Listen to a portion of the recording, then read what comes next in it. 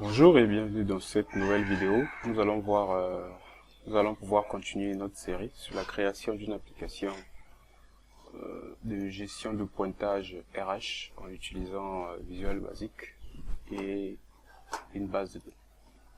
Donc on va relancer Visual Studio et retrouver le projet qu'on avait créé dernièrement lors de la présentation. Ici, dans cette partie, nous allons voir comment créer une interface utilisateur et comment fonctionnent différentes propriétés de l'éditeur Visual Studio. Donc, dans un premier temps, c'est que quand on avait créé le projet, on était tombé sur cette fenêtre où il y avait une sorte de formulaire au milieu. Et ça, c'est tout simplement un formulaire, on appelle ça, ou un form en anglais. Donc ceci représente en fait une interface utilisateur. Donc forme ou formulaire, ça signifie interface ou fenêtre de notre application.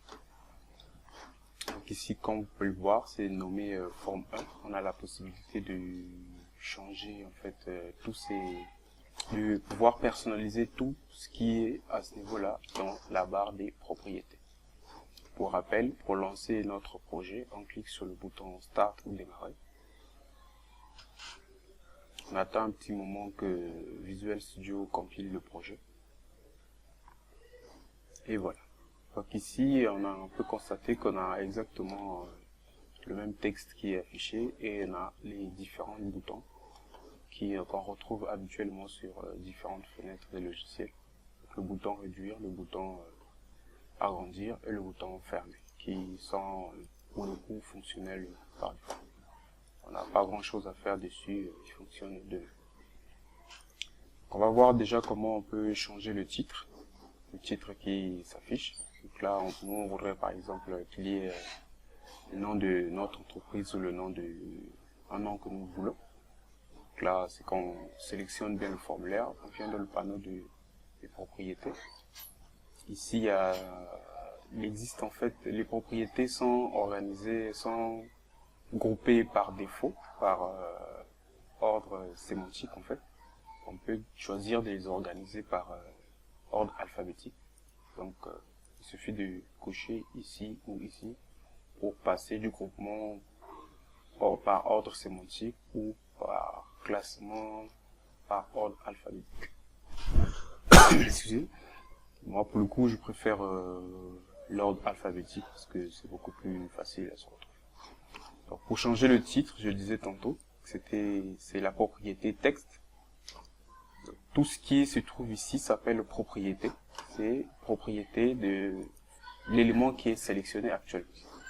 Donc, si je parle de propriété, c'est quelque chose qui est dans cette barre, qu'on appelle aussi la barre de propriété. Donc, modifier une propriété, il faut d'abord sélectionner l'élément pour lequel on veut changer une propriété et accéder à ces propriétés dans la barre. Donc, pour le coup, le titre, c'est la propriété texte. On peut appeler ça RH pointage par exemple. Et là, pour valider les changements, vous appuyez sur la touche entrée.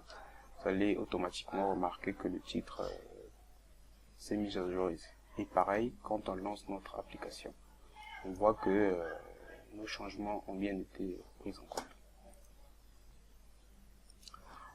On a accès à différentes propriétés telles que background color qui nous permettent de pouvoir changer la couleur d'arrière-plan du formulaire. Là, on a différentes couleurs ici. Voilà. On va mettre blanc pour le coup. Les couleurs sont en anglais, malheureusement pour nous les Français. On a la police des éléments qui vont être disponibles sur notre formulaire.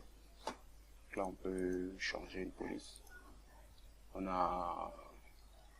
peut contrôler si le formulaire peut être affiché sur la barre des tâches ou pas. Voilà. Ce qui est bien, c'est que quand on sélectionne une propriété, on a accès à une description juste en bas.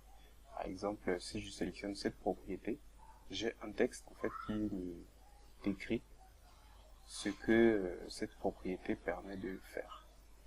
Donc là, si je viens à icône par exemple, on me dit que ça indique l'icône du formulaire.